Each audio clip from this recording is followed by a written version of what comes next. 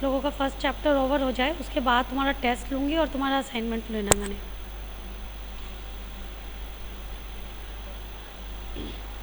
Next topic है हमारा, that is sources for buyback.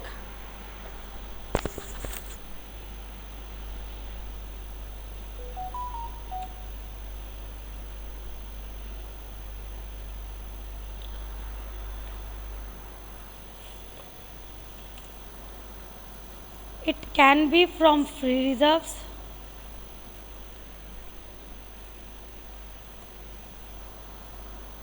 can use security premium account. We can use securities premium account. The proceeds of any shares or other specified securities. अब question arise होता है, जब आप किसी company आप अपने शेयर्स को बाय बैक करेंगे तो उस कंडीशंस में हमारे पास पैसा कहाँ से आए, हम कौन से पैसे या कौन से फ़ंड को यूज़ कर सकते हैं बाय बैकअप ऑफ शेयर के लिए। हर टाइप के फ़ंड को आप यूज़ नहीं कर सकते। फर्स्ट पॉइंट उन्होंने आपको मेंशन किया है फ्रॉम फ्री रिज़र्व्स।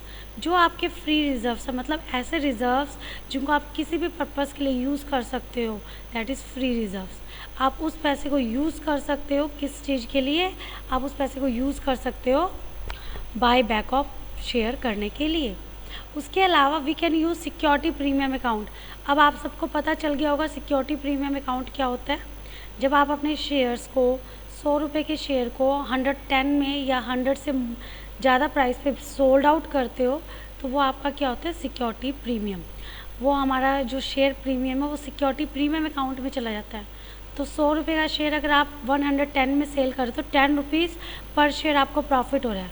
इस प्रॉफिट के पैसे को आप यूज़ कर सकते हो बाय बैक ऑफ शेयर करने के लिए। या फिर the proceeds of any shares और अदर स्पेसिफाइड सिक्योरिटीज़, किसी भी टाइप ऑफ शेयर्स के, जैसे आपने फॉरफिट किया, फॉरफिट करने से आपको प्रॉफिट आया, कैपिटल रिजर्व हुआ, या किसी भी टाइप की सिक्योरिटी से आपको कोई भी बेनिफिट होता है तो उस पैसे को आप बाय बैकअप के लिए यूज़ कर सकते हो। क्लियर? नेक्स्ट है आपका, that is SEBI guidelines.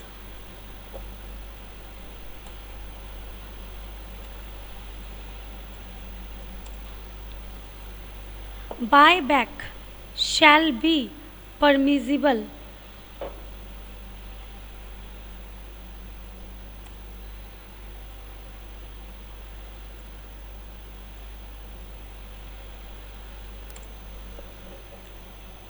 from the existing shareholders on a proportionate basis,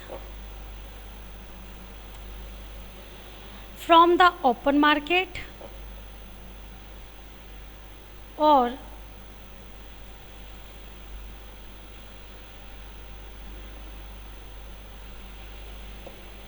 from odd lot holders, that is to say,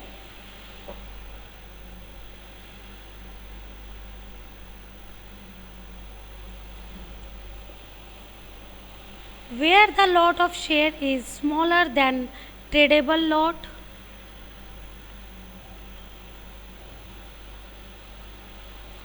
by purchasing the shares issued to employees of the company pursuant to a scheme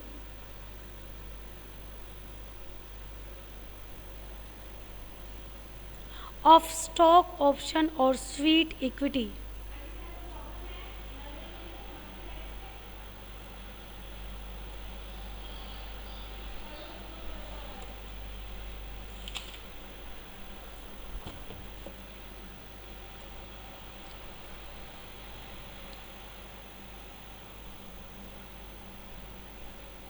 देखो वो क्या कहना चाह रहे हैं, buy back shall be permissible.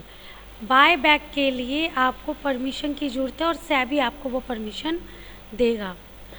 First, from the existing share holder on A proportionate basis. आपको buy back के लिए सबसे पहले परमिशन किससे लेनी है, वो कह रहे हैं जितने भी एग्जिस्टिंग शेयर होल्डर्स हैं प्रोपोर्शनेट बेसिस पे।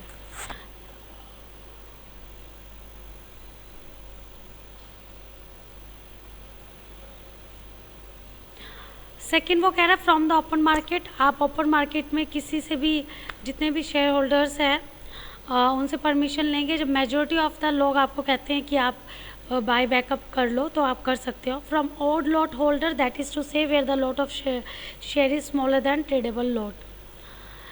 देखो ये एक तो ये बोल रहा है परमिशन लेने की ज़रूरत है। सेकंड जो फर्स्ट पॉइंट है वो इस चीज़ से भी रिलेटेड है कि आप बाय बैक किसके करोगे। फर्स्ट वो कह रहा है जो हमारे एग्जिस्टिंग शेयर होल्डर्स हैं उन सब के करेंगे हम on the basis of A proportionate basis. Proportionate basis का मतलब जैसे जिनके पास 10,000 शेयर है उनसे हमने 1000 शेयर खरीद लिए, जिनके पास 5,000 शेयर है उनसे हमने 100 शेयर खरीद लिए। इस हिसाब से हम एक प्रोपोर्शनेट बेसिस पे उनसे शेयर को खरीद लेंगे ताकि कंपनी के अंदर जो रेशो मेंटेन है शेयर होल्डर्स की वो एज इट इज़ रहे, उनकी रेशो पे कोई इफेक्ट ना पड़े। फ्रॉम द ओपन मार्केट, आप ओपन मार्केट से परचेज कर सकते हो। From odd lot holder, that is to say where the lot of share is smaller than tradable lot, या आप उन शेयर होल्डर्स के शेयर्स को बाय बैक कर सकते हो जिनके कंपनी में बहुत कम शेयर्स है। मतलब अगर आप उनके शेयर्स खरीद लोगे तो कोई इफेक्ट नहीं पड़ने वाला, क्योंकि मेजॉरिटी ऑफ शेयर होल्डर एक साइड है और बाकी सब माइनॉरिटी है।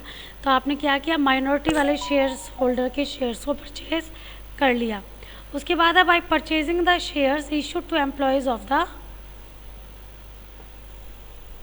By purchasing the share issued to employees of the company pursuant to a scheme of stock option और स्वीट इक्विटी। कई बार कंपनी क्या करती है, अपने शेयर होल्डर को स्वीट इक्विटी शेयर इशू करती है। ये डिस्काउंट पे इशू किए जाते हैं और कंपनी इन एम्प्लॉयज़ को जो बहुत अच्छे होते हैं, जिनको बोनस टाइप से बोनस शेयर के रूप में देते हैं कंपनी, तो कंपनी उन एम्प्लॉय से उनके उन शेयर्स को बाय बैक के थ्रू परचेज कर सकती है, लेकिन उसके लिए उसको सेबी से परमिशन लेनी होगी। Is it clear?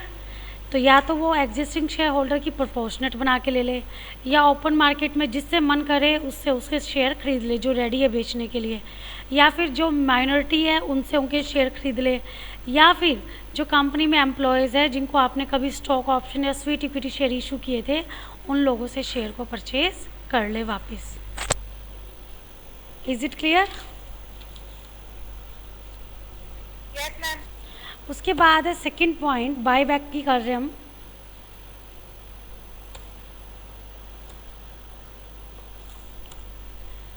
Bye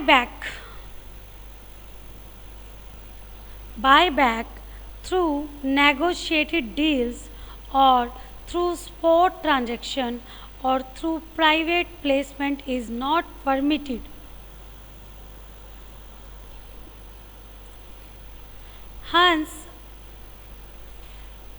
Hence,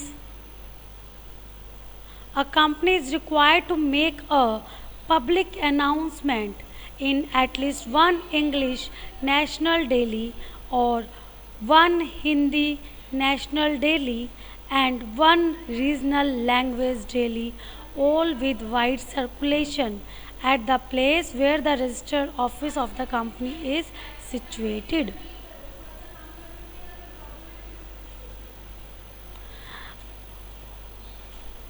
buy back करने के लिए वो कह रहा है कि कंपनी बाय बैक कर सकती है, लेकिन उसके लिए उसको एक पब्लिक अनाउंसमेंट करनी ज़रूरी है। अब वो पब्लिक अनाउंसमेंट कैसे करेगी? कोई कंपनी की छत पे खड़ी होकर थोड़ी ना चिल्लाने लग जाएगी। तो उस कंडीशन में वो अपनी वेबसाइट पे अनाउंस कर दे, या फिर जहाँ पे भी उनका रजिस्टर्ड ऑफिस है उस प्लेस में एक हिंदी न्यूज़पेपर, एक इंग्लिश न्यूज़पेपर और एक रीजनल न्यूज़पेपर। रीजनल मतलब जैसे अगर आप कैलकाटा में रह रहे हो तो वहाँ का जो लोकल लैंग्वेज वाला न्यूज़पेपर है, तमिलनाडु में तो तमिल लैंग्वेज वाला जो न्यूज़पेपर होगा, और एक इंग्लिश न्यूज़पेपर और एक हिंदी न्यूज़पेपर, 3 न्यूज़पेपर में आपको पब्लिकली अनाउंस करना होगा। ठीक है? और कंपनी प्राइवेटली नहीं कर सकती कि 10 लोगों को बता दिया कि भाई हम तो